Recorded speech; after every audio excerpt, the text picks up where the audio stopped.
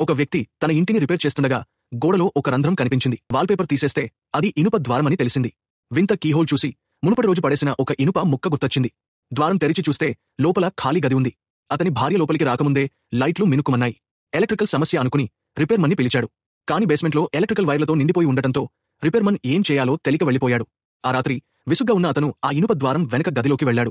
ఖాళీ అయిన సీసా చూసి మరో సీసా ఉంటే బాగుండని అనుకున్నాడు. అకస్మాత్తుగా లైట్లు ఆరిపోయాయి. తిరిగి వెలుగుతుండగా అతని ముందు నిండిన సీసా కనిపించింది. ఉదయం అతని భార్య లేచి చూస్తే గది ఇంటి సామాన్లతో నిండిపోయింది.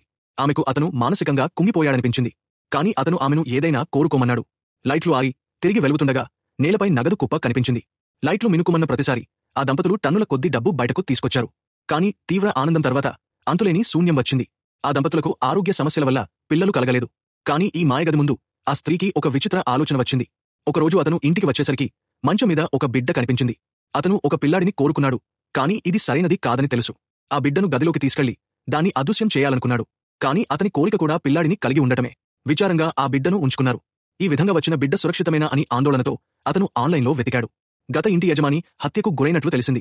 హంతకుడు ఆ ఇల్లు తనను హత్య చేయమని బలవంతం చేసిందని చెప్పి మానసిక ఆస్పత్రిలో ఉన్నాడు. అతను కొంత డబ్బు తీసుకుని ఆసుపత్రికి వెళ్లి హంతకుడిని ఎందుకు హత్య చేశాడని అడిగాడు.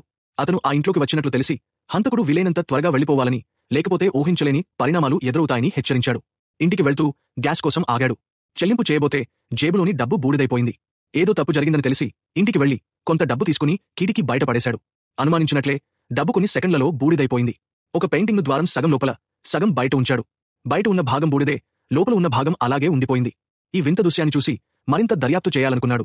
సుత్తితో గల్గొట్టి చూస్తే గోడలో ఎలక్ట్రికల్ వైర్లు నిండి ఉన్నాయి. నేల కింద కూడా వైర్లు కనిపించాయి. అతను ఆలోచిస్తుండగా అతని భార్య తమ కొడుకుని బయటకు తీసుకెళ్లింది. ఆపడానికి ప్రయత్నించాడు. కాని ఆమె ఇప్పటికే బయటకు వెళ్లిపోయింది. భయంతో సుత్తి వదిలేసి తల్లి బిడ్డను చూశాడు. బిడ్డ ముఖం ఎర్రబడి అతని షూస్ కుళ్లిపోవడం మొదలైంది. భయపడిన స్త్రీ తన భర్త పేరు పిలిచింది. అతను బిడ్డను తీసుకుని గదిలోకి పరిగెత్తాడు.